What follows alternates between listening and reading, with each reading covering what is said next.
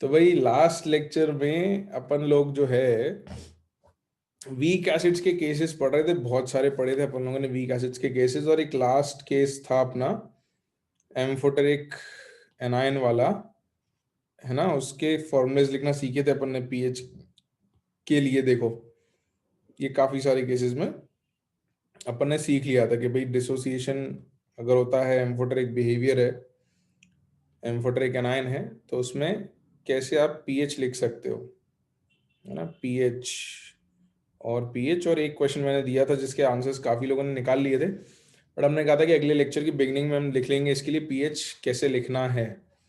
तो भाई जल्दी से लिख लेते हैं पीएच के आंसर्स फॉर्मूलाज के। तो सॉल्यूशन में बेटा पहले केस में पीएच में कौन कौन से के आएगा, के ए कौन कौन से आएंगे जल्दी बताओ। 3 और 4, बिल्कुल सही बात है ना। तो 3H+ हट चुके हैं, 4th H+ हटना है, तो 4th और उससे एक पहले वाला, तो यहाँ आ जाएगा आपका pKa3 प्लस pKa4/2। कैसे आइडेंटिफाई करना है मैंने लास्ट लेक्चर में बताया था आपको, तो आई एम एक्सपेक्टिंग के सबको बातें याद होंगी। सेकंड वाले में कौन कौन सा के आएगा, Ka2+3, है ना। 2+3 आएगा बेटा, है ना।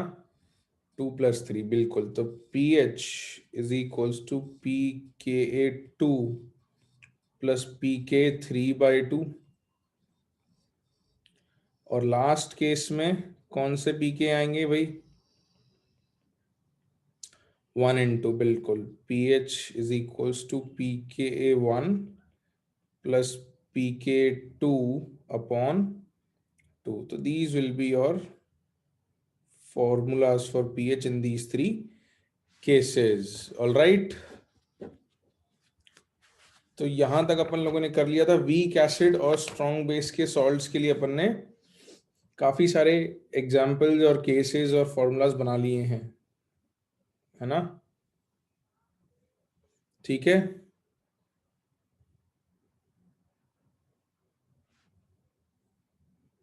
बिल्कुल, चलो वेरी गुड। तो अब अपने को क्या करना है, अभी तक अपन ने देखो क्या किया था, वीक एसिड और स्ट्रॉन्ग बेस के सॉल्ट का हाइड्रोलिसिस पढ़ा था, है ना। ये किया था अभी अपन ने, इसके अलग अलग केसेस करे थे। और मैंने तुम्हें कहा था कि वीक बेस लेंगे तो इसी के जैसे केसेस होंगे, बस वहां एसिड की जगह बेस हो जाएगा, है ना। राइट, हाँ या ना, बिल्कुल। तो अब अपन वीक बेस वाले केसेस पे आ जाते हैं। तो अगली हेडिंग जो अपने को लिखनी है उसमें लिखो, नेक्स्ट हेडिंग बेटा लिखो, salt hydrolysis of weak monoacidic basis with strong base.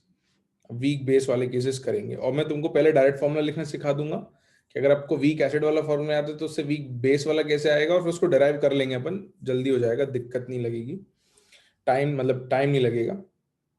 लिखो, salt hydrolysis of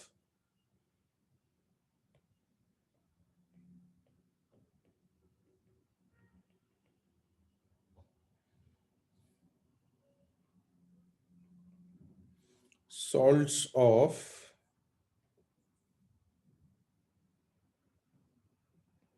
weak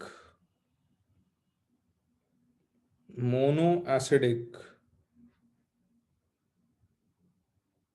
base with strong acid। तो वीक बेस और स्ट्रॉन्ग एसिड के सॉल्ट का हाइड्रोलिसिस अपने को पढ़ना है।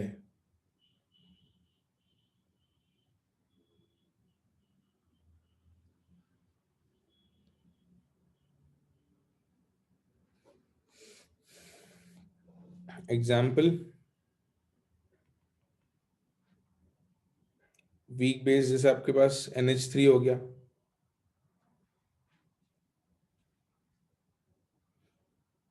रूपांशु बेटा अभी कर लेंगे बात, अभी लिख लो आपको पता चल जाएगा।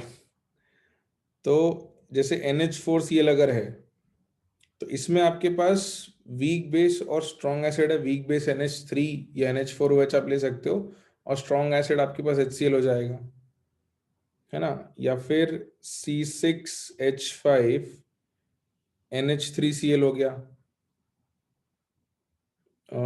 पर हाँ ठीक है, वो भी ले सकते हो, बट LiH जनरली अपन लिखते नहीं है वीक बेस में, होता तो वीक बेस है वो, बट इतना वीक बेस नहीं होता, है ना।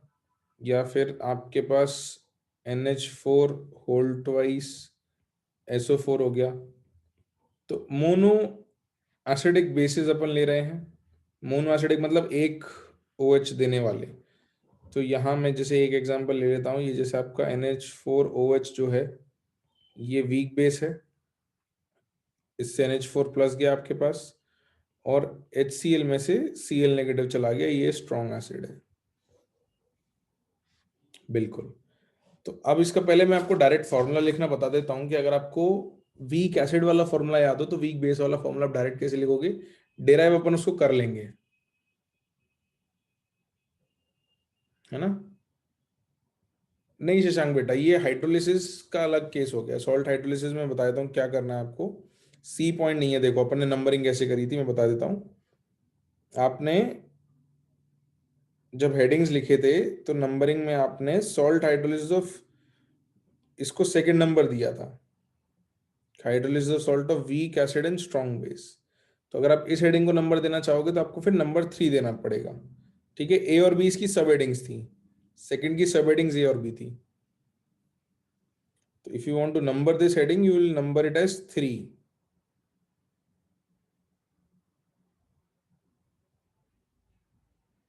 you'll number this heading as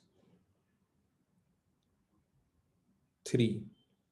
okay, चलो, तो यहां तक लिखा सबने, मैं फॉर्मूला लिखना बताऊं कि कैसे लिखना है।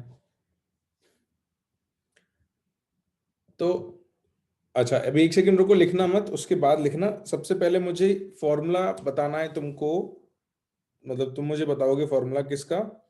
अगर सॉल्ट था वीक एसिड और स्ट्रॉन्ग बेस का तो फॉर्मूला क्या था, 7, फिर क्या था, प्लस था कि माइनस था,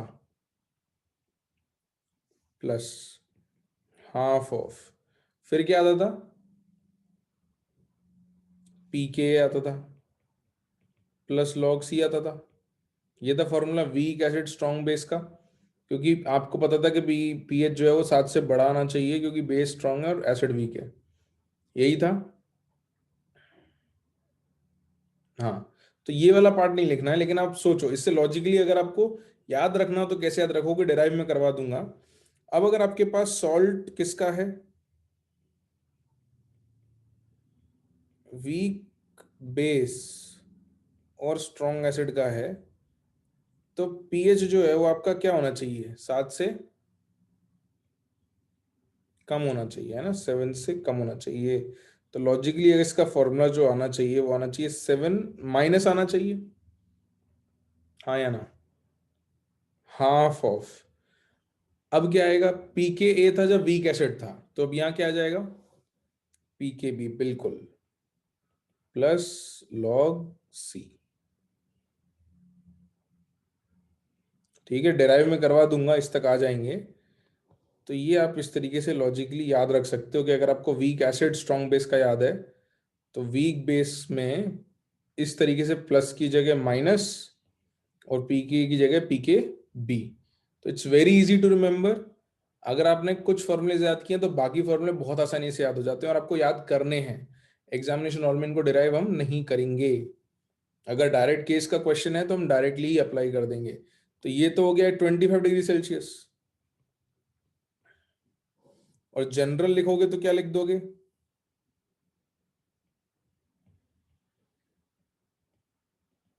7 की जगह क्या आ जाएगा, क्या फर्क आएगा, सिर्फ PKW/2, बिल्कुल, minus half of PKB plus log C। ये तो फॉर्मूला है जो याद रखना है, उसको अपन क्विकली डिराइव कर लेंगे क्योंकि अपन ने डेरिवेशन एक बार किया हुआ है, तो डेरिवेशन अब जल्दी हो जाएगा। ठीक है, लिख लो। इसके आगे का काम फिर आप मेरे साथ साथ लिखते चलोगे और थोड़ा जल्दी लिखोगे। यहाँ तक लिख लो, इसके बाद फिर आपको मेरे साथ साथ लिखना है, और यहाँ तक लिखा हो जाए तो मुझे बता देना। लिख लिया सबने?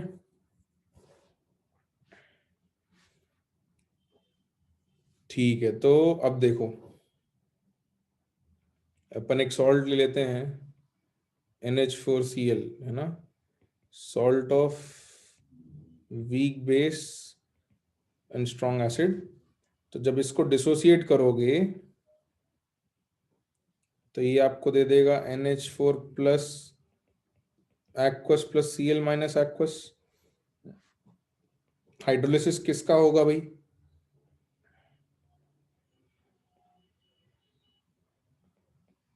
किसका हाइड्रोलिसिस होगा? NH4 प्लस का, बिल्कुल। This will undergo hydrolysis. तो इसका हाइड्रोलिसिस जब आप कराओगे तो you'll have NH4 plus aqueous plus H2O in equilibrium with NH4OH aqueous plus H plus aqueous, और इसका जो हाइड्रोलिसिस है KH इज KW अपॉन, क्या लिख दें?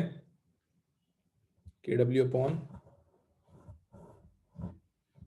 KB। वेरी गुड अर्नब बेटा, very good. KB, this is equals to KA, ऐसा भी लिख सकते हैं। तो कॉन्सेंट्रेशन लिख देते हैं भाई कि T इक्वल टू 0 पर C था, ये कुछ भी नहीं था, ये कुछ भी नहीं था, तो T equal to T equilibrium पे C माइनस सी अल्फा, तो ये C अल्फा और ये C अल्फा हो जाएगा।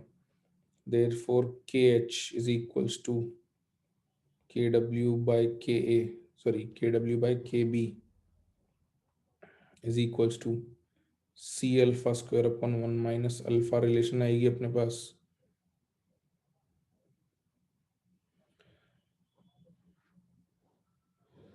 और अपन केस ले लेंगे अल्फा लेस देन 0.1 वाला।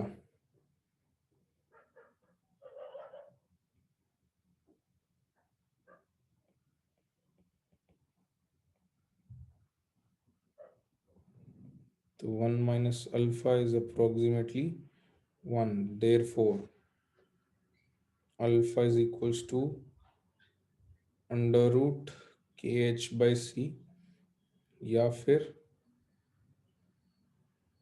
Under root KW by KB into C। Therefore concentration of H plus जो आएगा यहाँ पे वो हो जाएगा C alpha which will be root of KW into C by KB। Negative log ले लेते हैं, बिल्कुल, very good, good good good Vaibhav. तो नेगेटिव लॉग लो भाई, और देखो क्या फॉर्मूला बन के आता है।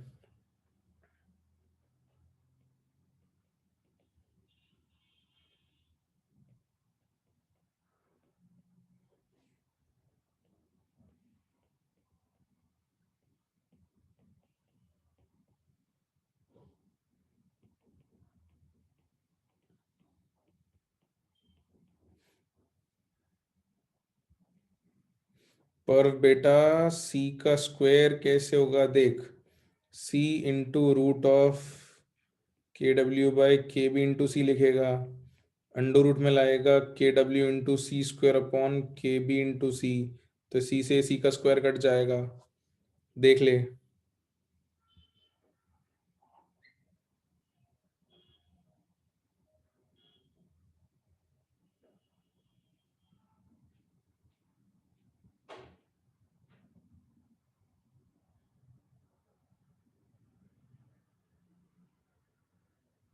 हाँ, और क्या, ये पहले भी बता चुका हूँ भाई, ये सब पिछली बार भी किया हुआ था। बस वहां पे क्या था कि वहां पे OH माइनस था H प्लस की जगह, जब वीक एसिड था तब, अगर याद हो तो, और यहाँ KA था। बिल्कुल एग्जैक्ट सेम प्रोसेस था।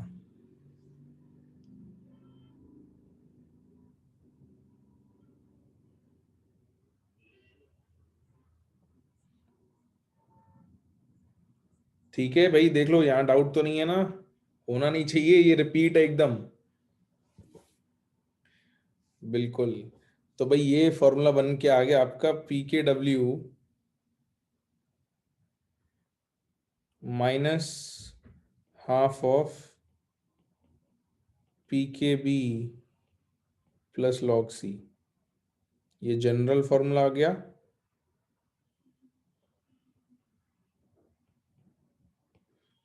और एट 25 डिग्री सेल्सियस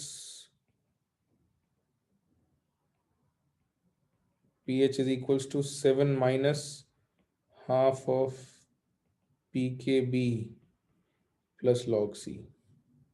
ठीक है, यहाँ दिक्कत नहीं होनी चाहिए। अब मैं पूछ लेता हूँ क्वेश्चन।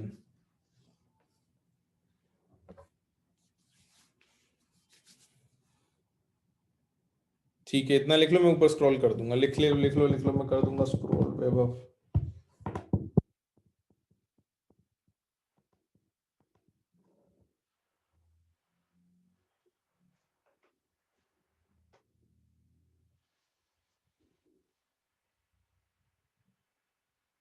मैं ऊपर स्क्रॉल कर देता हूँ भाई, ये देख लो जिन लोगों को देखना तो जल्दी से।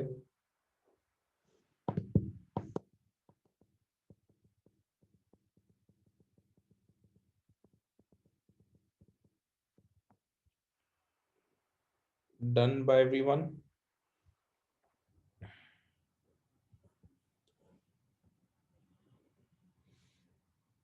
तो क्वेश्चन कर लें अब।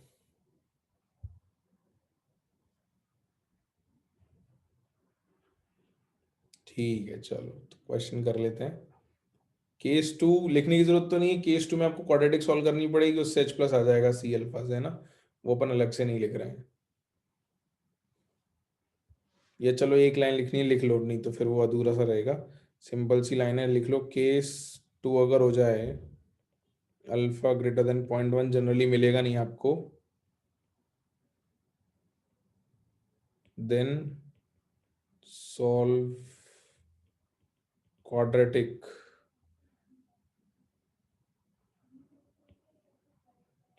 टू गेट अल्फा, और concentration of H plus will be C alpha. ठीक है, तो क्वाड्रेटिक सॉल्व करके अल्फा निकाल लो, उससे कॉन्सेंट्रेशन H प्लस आएगी, उससे आपका pH आ जाएगा।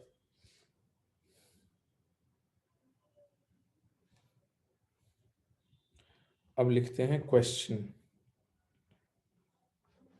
लिखो 0.05 molar aqueous solution of 0.05 molar aqueous solution of। हाँ, जनरली आपसे ये जो चीजें हैं रूम टेम्परेचर पे ही पूछी जाती हैं, क्योंकि एसिड बेस रिएक्शंस टाइट्रेशंस आप रूम टेम्परेचर पे ही कराते हो, है ना। तो मोरलेस आपसे पूछा जनरली रूम टेम्परेचर पे जाएगा, तो आपको यही काम आएगा। बट अगर कभी बाय चांस पूछ लिया जाए KW चेंज करके, तो आप ये यूज कर लोगे। ठीक है, लिखो 0.05 molar aqueous solution of NH4 whole twice SO4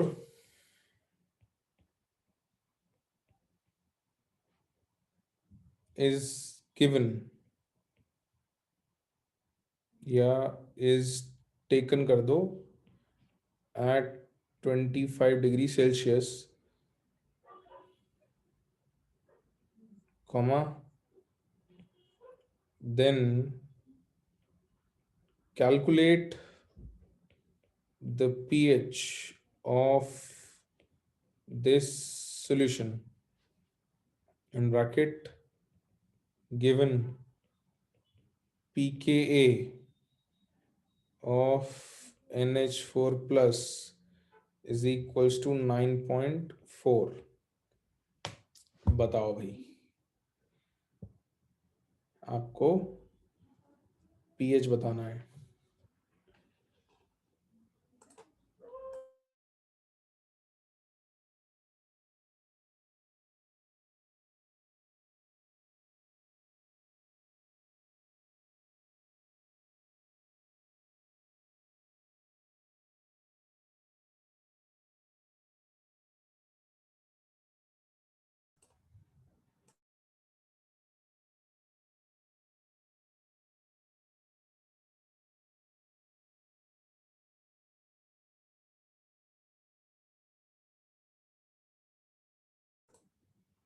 बताओ भाई, पहले तो कॉन्सेंट्रेशन वगैरह निकालो कि कॉन्सेंट्रेशन कितनी रखोगे, किसकी कॉन्सेंट्रेशन होती है। लॉग की वैल्यू वैसे जरूरत पड़ेगी नहीं, लॉग टू बता देता हूँ, 0.3 ले लो, वैसे लॉग टू की जरूरत पड़ेगी नहीं। सी क्या लोगे सबसे पहले तो ये बताओ, what will be the C in this value, C क्या है यहाँ पे? 0.05। क्या ये सही है? देखो जरा, किसकी कॉन्सेंट्रेशन होती है?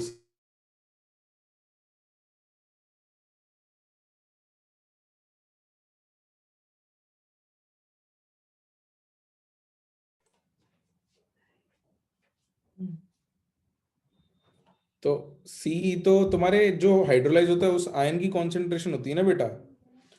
तो जो हाइड्रोलाइज हो रहा है उसकी कॉन्सेंट्रेशन क्या है? Concentration of NH4+ is 2 into concentration of NH4 whole twice SO4, तो कितनी आएगी? 0.1 मोलर। पहली प्रॉब्लम तो यहाँ है। तो फॉर्मूले के लिए सी मिल गया, और क्या चाहिए फॉर्मूले के लिए? और क्या चाहिए बताओ? के बी, बिल्कुल। तो के बी या पी के बी चाहिए, तो दिया हुआ है क्या पी के बी?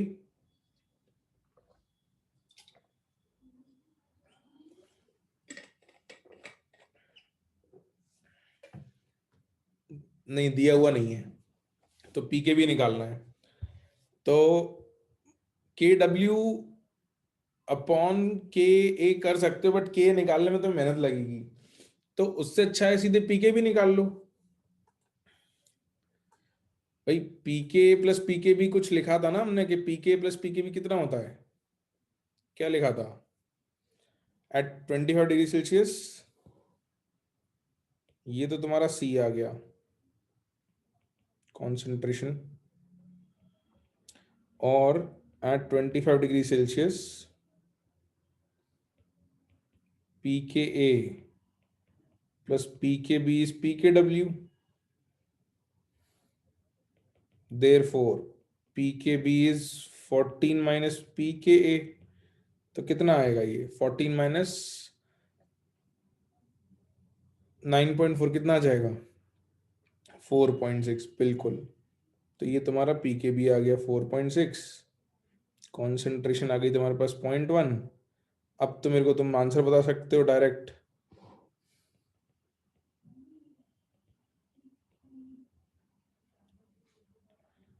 बताओ भाई,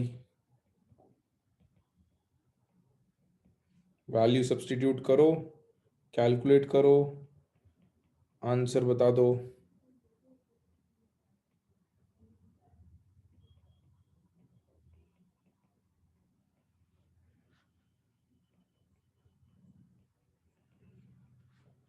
2.2? नहीं नहीं नहीं, 5.2, हाँ सही है, 5.2 आएगा।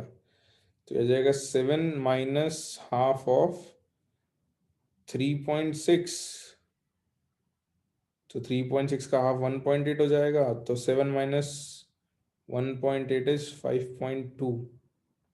This will be your answer. यही आएगा भाई, देख लो एक बार, चेक कर लो सब लोग, कैलकुलेट करके यही आया था सबका खुद से।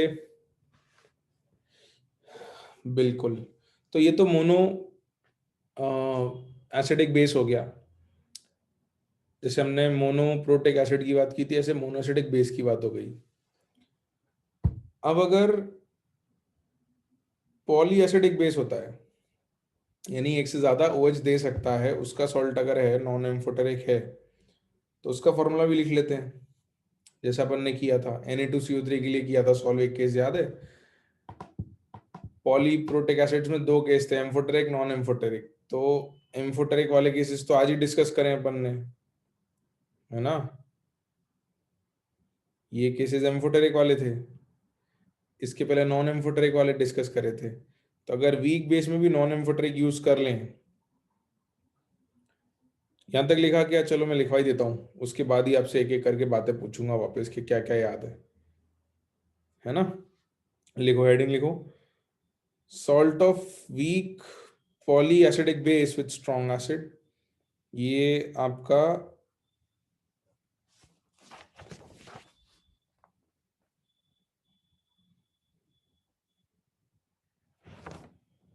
नेक्स्ट सब हेडिंग हो जाएगी salt of weak polyacidic base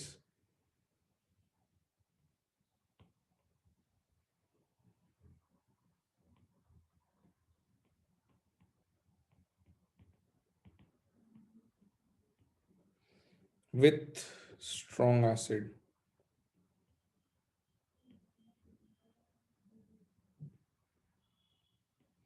और उसमें भी दो केस होंगे अपने पास, एक एम्फोटेरिक एक नॉन एम्फोटेरिक। तो पहले अपन नॉन एम्फोटेरिक की बात करेंगे, फिर एम्फोटेरिक की बात करेंगे। तो उसमें ए केस है अपना नॉन एम्फोटेरिक सॉल्ट्स।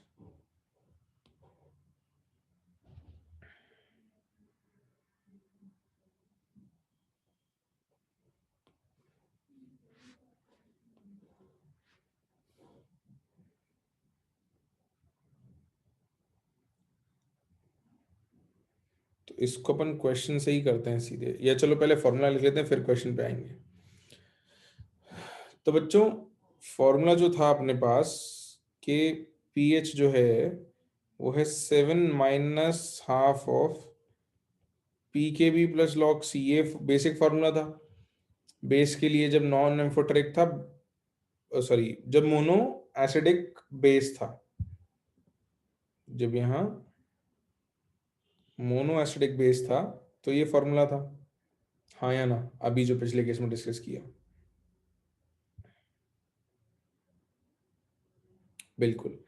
अब मान लो तुम्हारे पास पॉली एसिडिक बेस हो गया, जैसे मान लो तुम्हारे पास सॉल्ट हो गया FeOH होल ट्वाइस का, अगर सॉल्ट बनाया तुमने तो FeCl2 अगर हो गया तो इसके Kb1 और Kb2 दो होंगे।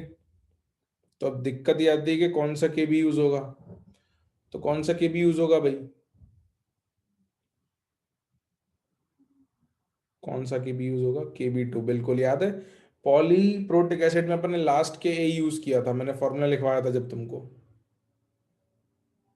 हाँ या ना।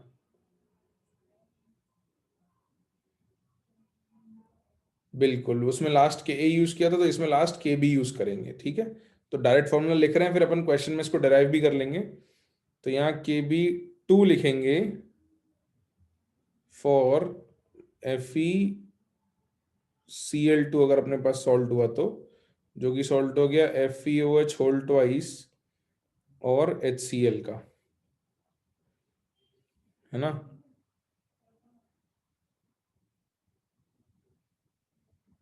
या मान लो मैंने अगला केस तुमसे पूछ लिया कि फॉर FeCl3, यानी FeOH होल थ्राइस और HCl का अगर सॉल्ट हुआ तो फिर क्या यूज करेंगे।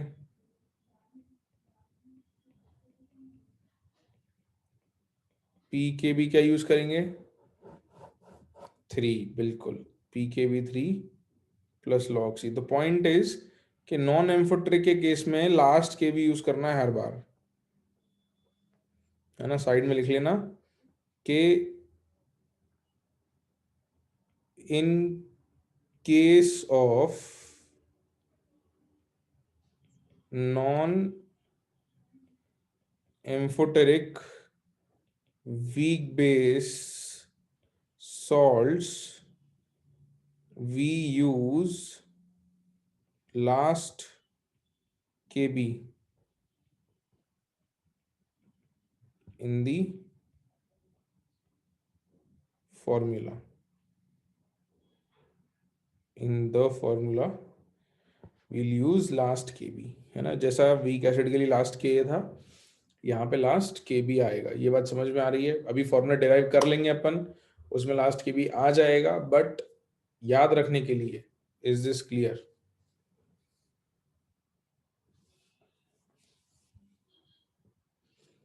बिल्कुल।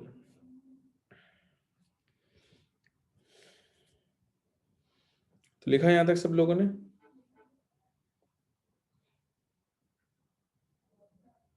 लिख लो लिख लो लिख लो, मैं टाइम दे रहा हूँ, लिख लो आराम से, कोई दिक्कत नहीं है। लिख लो बेटा, पूरी डिटेल अच्छे से लिख लो। I am waiting for you guys, don't worry.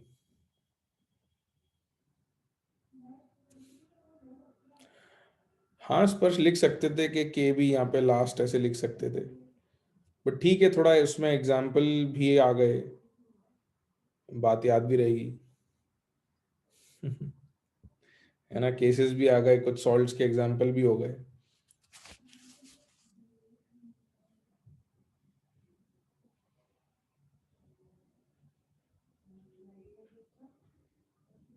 बाकी फिर इक्विलिब्रियम में भी लिखते हैं, सॉल्व करते हैं अपन।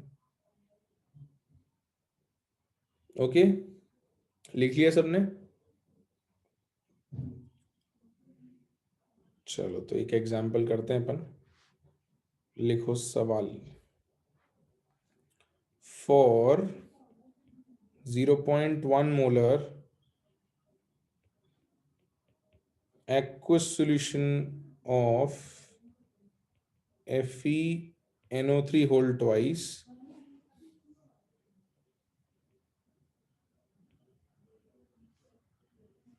calculate equilibrium concentration of H plus and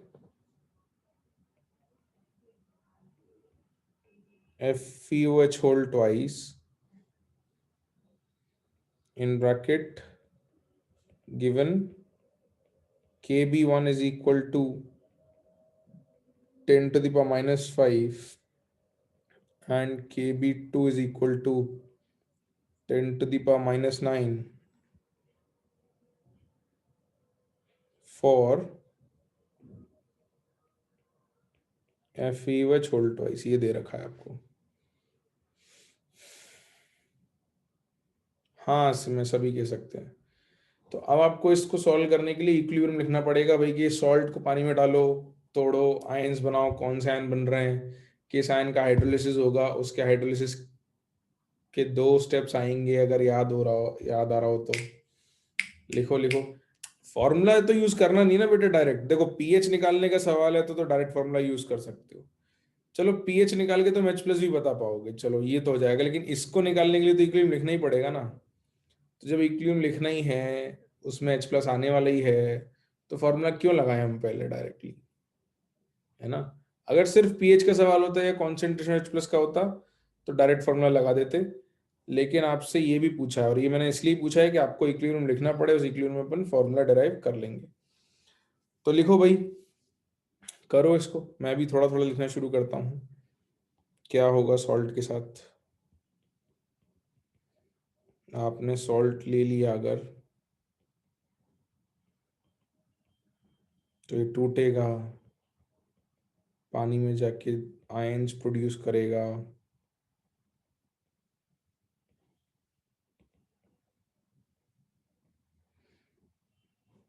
तो इन आयंस की कॉन्सेंट्रेशन क्या आएगी?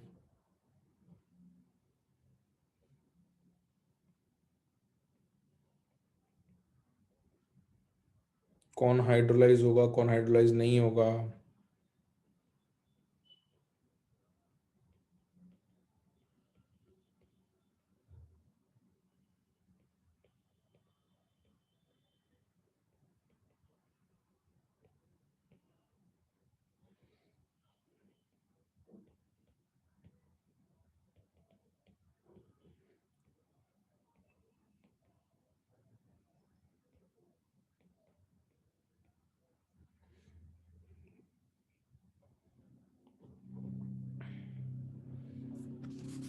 आयुष आंसर आ गया इतनी जल्दी? सही है क्या आंसर? हाँ, दिख तो ठीक रहा है, बट तूने फॉर्मूले से निकाला है कि तूने इक्विलिब्रियम सॉल्व किया है?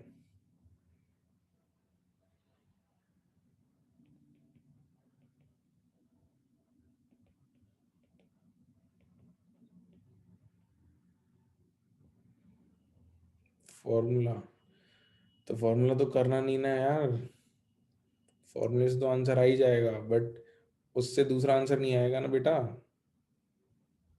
वो तो सीख लिया अपन ने फॉर्मूला, इक्विलिब्रियम तो प्रैक्टिस करो।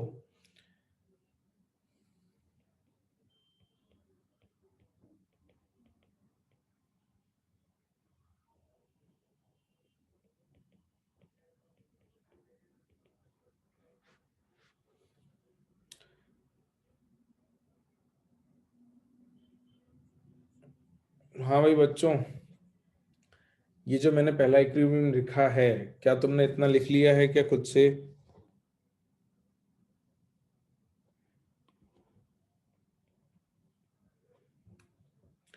तो इसमें मुझे बताओ के बी कौन सा यूज होगा, के बी वन या के बी टू? गड़बड़ नहीं करनी है भाई, चेक कर लो अगर डाउट होता है तो पिछले वाले इक्विलिब्रियम में। के बी वन या के बी टू, सोच के, रट के नहीं। के बी टू यूज होगा, है ना? के बी टू यूज होगा। देखो जरा, पानी के डब्ल्यू, एक तो ये इक्वेशन यूज हो रही है,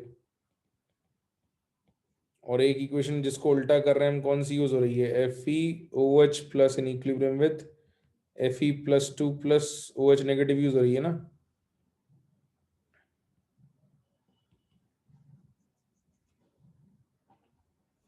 हाँ या ना?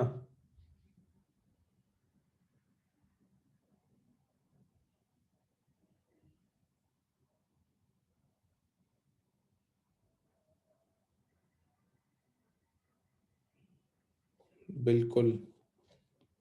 तो के बी टू यूज होगा, हमने पहले भी किया था, तो वहाँ के टू यूज हुआ था जब हमारे पास पॉली प्रोटिक एसिड था। तो इसकी वैल्यू कितनी आ रही है? 10 टू द पावर, बताओ जल्दी, वैल्यू रख के।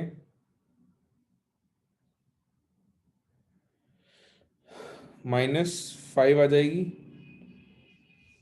बिल्कुल। तो ये पहला इक्विलिब्रियम आया अपना। और सेकंड हाइड्रोलिसिस, हाइड्रोलिसिस 2 स्टेप में होगा।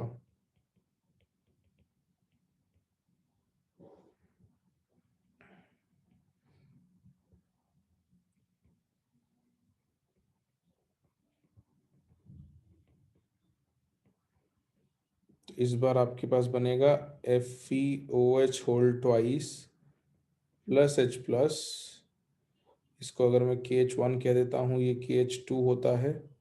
तो यहाँ KW अपन, अब कौन सा KB आएगा जल्दी बताओ, अब तो बता सकते हैं डायरेक्टली। KB1, very good. ये वैल्यू आ जाएगी 10 टू द पावर माइनस कितनी लिख दूं, 9, वेरी गुड। अब अपन ने साइमल्टेनियस इक्विलिब्रियम सॉल्व करना सीखा था भाई, तो वो कर लेते हैं। Fe+2 की कॉन्सेंट्रेशन 0.1 है ना? इसमें से मान लेते हैं इक्विलिब्रियम तक x खत्म होता है, तो FeOH बनेगा x, H प्लस बनेगा x। सुन लो पहले, उसके बाद लिख लेना ध्यान से।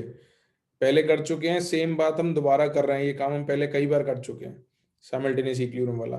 तो FeOH प्लस को मैं यहाँ x लिख दूंगा, H प्लस को x लिख दूंगा।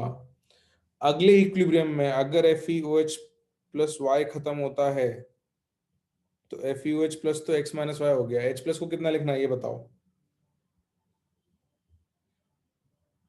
x प्लस वाई, बिल्कुल, ये y बन जाएगा। FeOH होल ट्वाइस y हो जाएगा, ये y हो जाएगा, है ना? ये कॉन्सेंट्रेशन अपन पहले कई बार इस तरीके से लिखना सीख चुके हैं कि दो सीक्वेंशियल इक्विलिब्रियम्स होते हैं तो कॉन्सेंट्रेशंस कैसे लिखी जाती हैं। दो अननोन है, दो इक्वेशन मिल जाएंगी, एक KH1 से, एक KH2 से, बट हम चाहते हैं कि अप्रोक्सीमेशन पहले कर लें जिससे हमारी मेहनत बच जाए। तो देख लेते हैं, KH1/KH2 कितना है भाई? कितना है ratio? 10 to the power 4। Therefore, किसको किसके रिस्पेक्ट में इग्नोर करना है? Greater than 10 to the power 3 है, सही बात है। तो किसको किसके रिस्पेक्ट में इग्नोर करना है?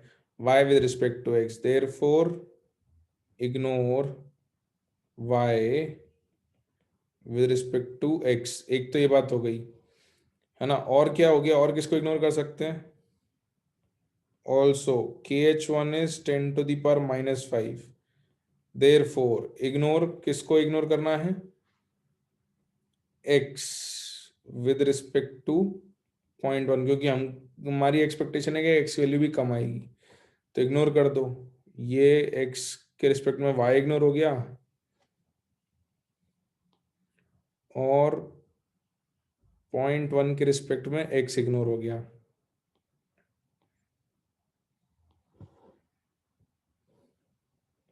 तो therefore KH1 is equal to KW by Ka2 is equal to x into x upon 0.1।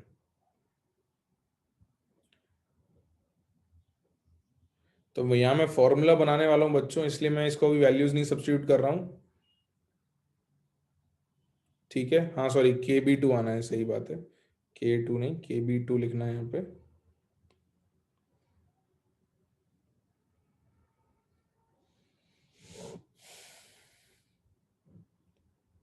तो x अपनी कॉन्सेंट्रेशन ऑफ H प्लस है या नहीं है, और 0.1 C है ना। This is your value of C and this is your concentration of H plus. हाँ या ना भाई, जल्दी बताओ, फॉर्मूला बना रहे हैं अपन। बिल्कुल, तो यहाँ से फॉर्मूला भी बन जाएगा, बाकी अपन वैल्यू भी निकाल लेंगे। Therefore KW upon KB2 into C is equals to concentration of H plus का square, which gives you concentration of H plus is root KW by KB2 into C, या फिर PH is equals to PKW by 2 minus half of PKB plus log C।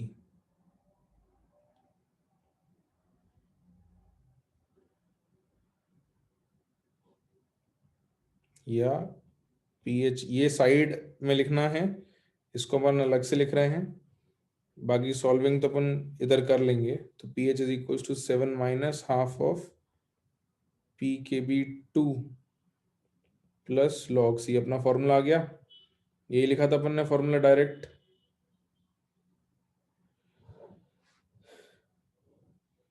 बाकी solving अपन x की value तो यहाँ निकाल लेते हैं। तो ये आ गया आपके पास 10 to the power minus 5 is equals to x square upon 0.1, which gives you x is equals to 10 to the power minus 3, which gives you concentration of H plus is 10 to the power minus 3 और pH equal to 3।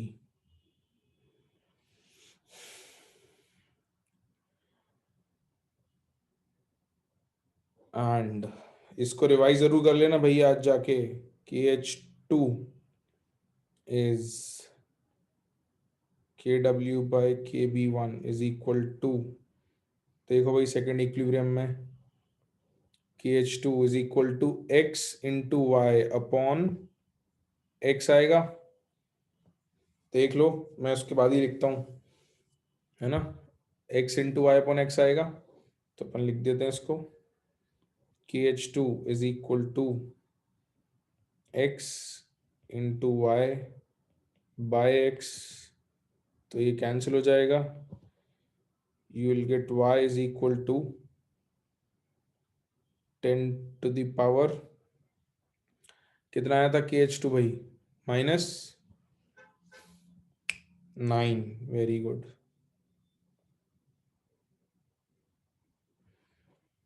तो अब अपन सारी values लिख सकते हैं।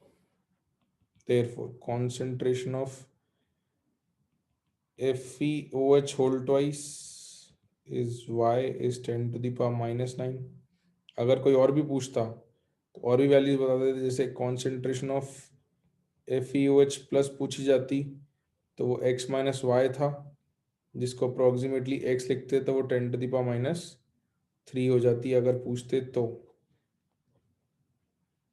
ये पूछा तो इसको आंसर मार्क कर देते हैं।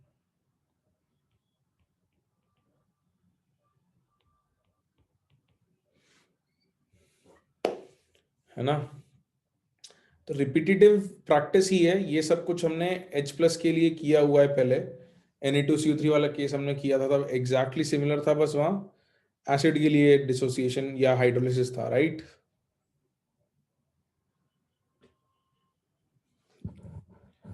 लिखा सबने।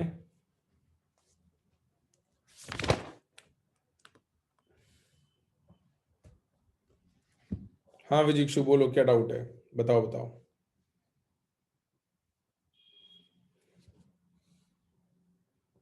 मैं स्क्रॉल कर देता हूँ ऊपर। डाउट क्या है जिक्षु, बताओ।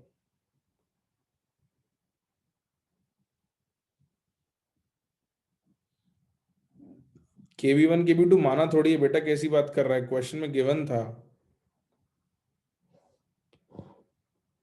माना नहीं है बेटा KB1 KB2, देखो गिवन है क्वेश्चन में।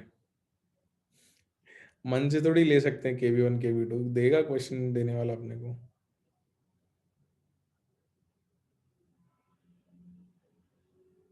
हाँ रूपांशु बताओ, कहाँ कहाँ तक स्क्रॉल करना है। ठीक है, लिख लो लिख लो।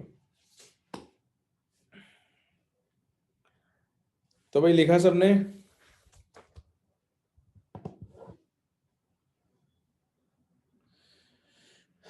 दोनों इक्वेशन में बेटा ये यहाँ पे KB2 माना थोड़ी है यार, ये वैल्यू उठा के रख दी अपन ने यहाँ KB2 की, ये माना नहीं है ना। केमिकल इक्विलिब्रियम लिखवाते वक्त तुमको प्रॉपर्टीज लिखवाई थी कि दो अलग अलग रिएक्शंस को जोड़कर या सबस्ट्रैक्ट करके रिएक्शन कैसे बनाते हैं। अगर दो रिएक्शन को सबस्ट्रैक्ट करोगे तो उनके इक्विलिब्रियम कांस्टेंट्स डिवाइड हो जाएंगे। तो पानी का इक्विलिब्रियम लिखो और FeOH वोल्टाइज के डिसोसिएशन के इक्विलिब्रियम लिखो, उससे तुम्हारा ये हाइड्रोलिसिस का कांस्टेंट बन के आएगा, है ना। ये बात मैंने भी क्वेश्चन करते वक्त भी बताई थी, यहाँ पे मैंने लिखी थी दो रिएक्शंस, KW वाली और KB2 वाली, अभी लिखी थी थोड़ी देर पहले, है ना। और इसके सिवा मैंने जब एसिड के हाइड्रोलिसिस कराए थे तब पूरी पूरी रिएक्शन लिख के उनको जोड़ के बताया था कि हाइड्रोलिसिस कांस्टेंट कैसे लिखते हैं, है ना। तो एक बार इनको रिवाइज करना तुम, this should be clear, it should not be difficult. इसलिए मैं कह रहा हूँ कि देखो इस चैप्टर को रिवाइज करते रहो, क्योंकि जो कुछ पढ़ाया है ना वो आगे यूज होगा। जैसे ये एग्जैक्ट चीज हमने की हुई है, बस एसिड के लिए की हुई है। यहाँ Ka2 आता था, यहाँ Ka1 आता था, ऐसा करते थे हम, है ना। तो it was almost like this, और इससे ज्यादा डिटेल में बात करी थी हमने, राइट। देखो रिवीजन मतलब तुम्हारे जो नोट्स में अपन ने चीजें करी उनको रिवाइज करके रखना है एक तो, बाकी प्रैक्टिस क्वेश्चंस करनी है वो बात अलग है, बट जो नोट्स में करे हैं उनको तो करना ही है। जो फॉर्मुलेज अपन ने पढ़े हैं वो पढ़े याद होने चाहिए, प्रोसेसेस प्रैक्टिस्ड होने चाहिए कि हाँ इसमें अपन ने क्या कब इग्नोर करते थे, किस कंडीशन में इग्नोर करते थे। ये प्रैक्टिस करके रखोगे तो तुम्हें याद रहे, याद मतलब रटना नहीं है, समझ में फ्रेश मेमोरी में बना रहेगा तो जल्दी यूज कर पाओगे। वरना हर बार तुमको वही करना पड़ेगा कि कब इग्नोर करना है, कैसे करना है, ये सब बात है ना। तो ये लिख लो। और इसके बाद में एक सिंपल सा क्वेश्चन दे रहा हूं जिसको मैं अगली क्लास में डिस्कस करूंगा कि POH का एक्सप्रेशन कैसे लिखना है हाइड एम्फोटेरिक के लिए। हाँ बिल्कुल, रिपीट प्रैक्टिस करनी है इन चीजों की, बिल्कुल, क्योंकि ये कॉन्सेप्ट्स बहुत बार रिपीट होंगे इस चैप्टर में। तो हेडिंग लिख लेते हैं, उसमें क्वेश्चन दे देता हूं मैं, क्वेश्चन होमवर्क रहेगा कि भाई हाइड्रोलिसिस ऑफ, एक सेकंड, अपन ने इसकी पिछली हेडिंग क्या लिखी थी, पूरी नहीं लिखी थी ना, शॉर्ट में लिखी थी। ए नॉन एम्फोटेरिक सॉल्ट लिखी थी, तो बी करके लिख लो एम्फोटेरिक सॉल्ट्स, पूरी मत लिखो, B for amphoteric salts.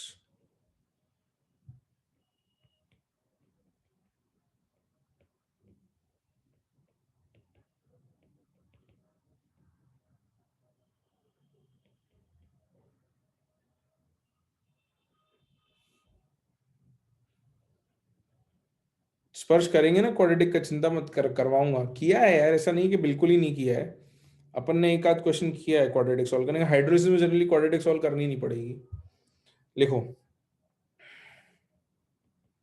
Write down the expression of POH for the following salts, है ना। ये मैं होमवर्क दे रहा हूँ, बहुत ही सिंपल है। अगर तुम थोड़ा सा रिवाइज करोगे चीजों को तो it will hardly take a minute और two to solve this question, ठीक है। FeOHCl और सेकंड FeOH Cl2, और third FeOH whole twice Cl। ठीक है, ये है आपका क्वेश्चन।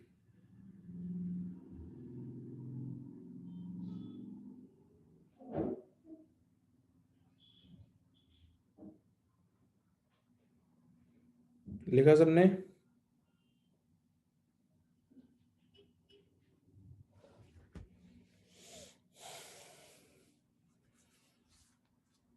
ठीक है भाई, तो यहां से अपन लोग कंटिन्यू करेंगे। इसके बाद हाइड्रोलिसिस का सिर्फ एक केस बचता है, which is salt of weak acid and weak base. अगर दोनों ही वीक हो गए तो अपन क्या करेंगे?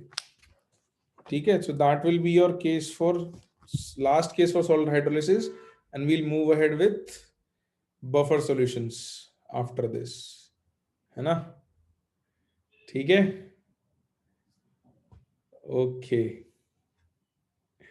चलो, तो आज के लिए इतना ही पढ़ना है अपने को। इसके आगे फिर अपन अगले लेक्चर में कंटिन्यू करेंगे।